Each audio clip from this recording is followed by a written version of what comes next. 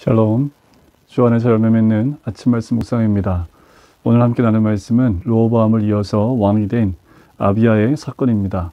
오늘 함께 나눌 말씀은 역대하 13장 1절부터 12절까지 말씀입니다.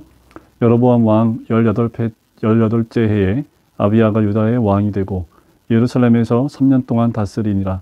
그의 어머니의 이름은 미가야요 기브아 사람 우리엘의 딸이더라. 아비야가 여로보암과 더불어 싸울새 아비야는 싸움에 용감한 군사 40만 명을 택하여 싸움을 준비하였고 여로보암은 큰 용사 80만 명을 택하여 그와 대진한지라. 아비야가 에브라임 산중 스마라임 산 위에 서서 이르되 여로보암과 이스라엘 무리들아 다 들으라. 이스라엘 하나님 여호와께서 소금 언약으로 이스라엘 나라를 영원히 다윗과 그의 자손에게 주신 것을 너희가 알 것 아니냐. 다윗의 아들 솔로몬의 신하 느밧의 아들 여로보암이 일어나 자기의 주를 배반하고 남봉꾼과 잡배가 모여 따름으로 스스로 강하게 되어 솔로몬의 아들 르호보암을 대적하였으나 그때에 르호보암이 어리고 마음이 연약하여 그들의 입을 능히 막지 못하였었느니라. 이제 너희가 또 다윗의 자손의 손으로 다스리는 여호와의 나라를 대적하려 하는도다. 너희는 큰 무리요 또 여로보암이 너희를 위하여 신으로 만든 금송아지들이 너희와 함께 있도다. 너희가 아론 자손인 여호와의 제사장들과 레위 사람들을 쫓아내고 이방 백성들의 풍속을 따라 제사장을 삼지 아니하였느냐. 누구를 막론하고 어린 숫송아지 한 마리와 순양 7마리를 끌고 와서 장립을 받고자 하는 자마다 허무한 신들의 제사장이 될 수 있도다. 우리에게는 여호와께서 우리 하나님이 되시니 우리가 그를 배반하지 아니하였고 여호와를 섬기는 제사장들이 있으니 아론의 자손이요 또 레위 사람들이 수종들어 매일 아침 저녁으로 여호와 앞에 번제를 드리며 분향하며 또 깨끗한 상에 진설병을 놓고 또 금 등잔대가 있어 그 등에 저녁마다 불을 켜나니 우리는 우리 하나님 여호와의 계명을 지키나 너희는 그를 배반하였느니라. 하나님이 우리와 함께하사 우리의 머리가 되시고 그의 제사장들도 우리와 함께하여 전쟁의 나팔을 불어 너희를 공격하느니라. 이스라엘 자손들아 너희 조상들의 하나님 여호와와 싸우지 말라. 너희가 형통하지 못하리라.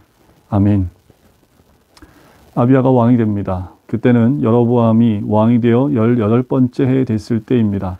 그런데 왕이 되자마자 전쟁이 있지요. 이 아비야는 군사 40만 명이었지만 여로보암은 큰 용사가 80만 명입니다. 2배의 전력차가 있지요.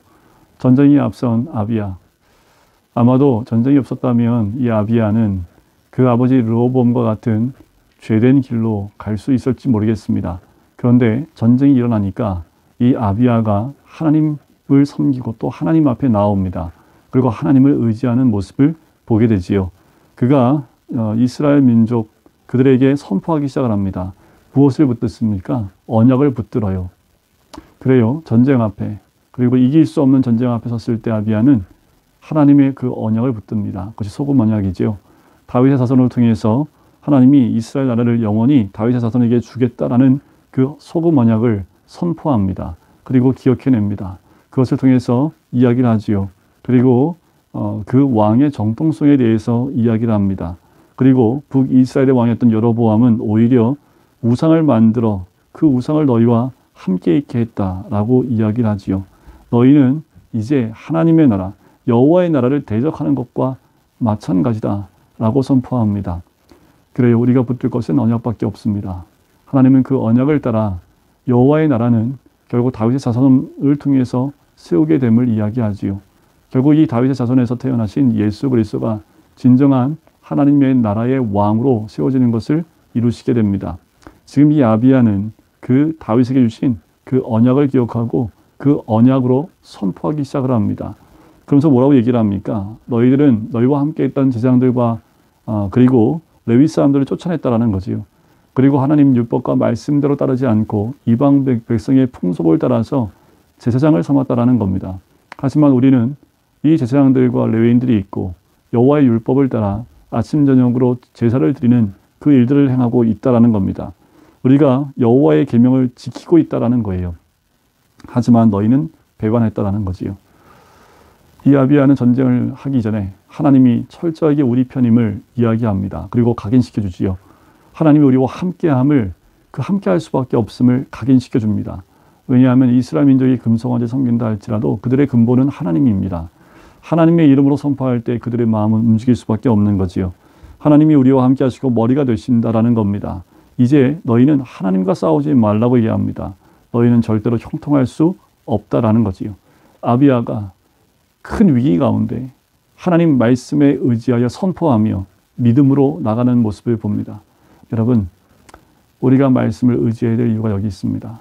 특별히 싸움이나 삶에 어려움이 있을 때에만, 그때에만 하나님을 의지하지 말고요.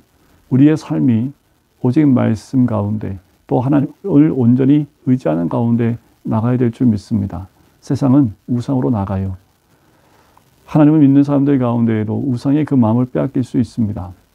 하지만 그 가운데에도 하나님 말씀대로 순종하고 있을 때 하나님 우리와 함께 하시는 줄 믿습니다. 여러분, 코로나로 여러 가지 힘들고 어려운 환경 가운데 있지요. 믿는 사람들도 그 안에서 나누어지는 일들이 일어나고 있습니다. 중요한 것은 나누어지고 합해지고 그 무엇보다 내가 말씀 따라가고 있는지, 여호와의 말씀, 율법을 지키고 있는지가 중요하고 하나님이 우리와 함께 하는지가 중요합니다. 그러면 형통할 수밖에 없어요. 여러분, 하나님 우리와 함께 하시면 우리 형통합니다. 하나님 우리와 함께 하시면 어떻게 할 수 있습니까? 계명을 지키는 것으로 알 수 있지요. 그 계명은 하나님이 우리에게 주신 약속입니다. 그 약속을 믿고 선포하며 약속을 붙들고 살게 되면 결국 하나님의 은혜가 그 약속대로 살고 있는 모든 자들에게 그대로 임하게 될 줄 믿습니다. 하나님의 은혜가 오늘도 주님과 함께 하시고 또 말씀에 순종하며 하나님을 인정하고 주와 함께하는 우리 모든 성도님들에게 임하시기를 주님의 이름으로 간절히 축원드립니다. 기도하겠습니다. 사랑하는 주님, 감사합니다. 아비야가 전쟁 앞에 있을 때 더 하나님께 가까이 나갔던 것처럼 하나님 환경의 어려움 가운데 더 하나님께 가까이 나가며 더 나아가 언약을 붙들고 계명을 지키며 하나님이 우리 편임을 선포했던 것처럼 우리의 삶 가운데 이런 믿음의 선포가 있게 인도해 주시고 언약을 붙드는 그 믿음이 우리의 삶 가운데 임할 수 있도록 축복하여 주시옵소서. 감사드리며 예수 그리스도의 이름으로 기도드립니다. 아멘.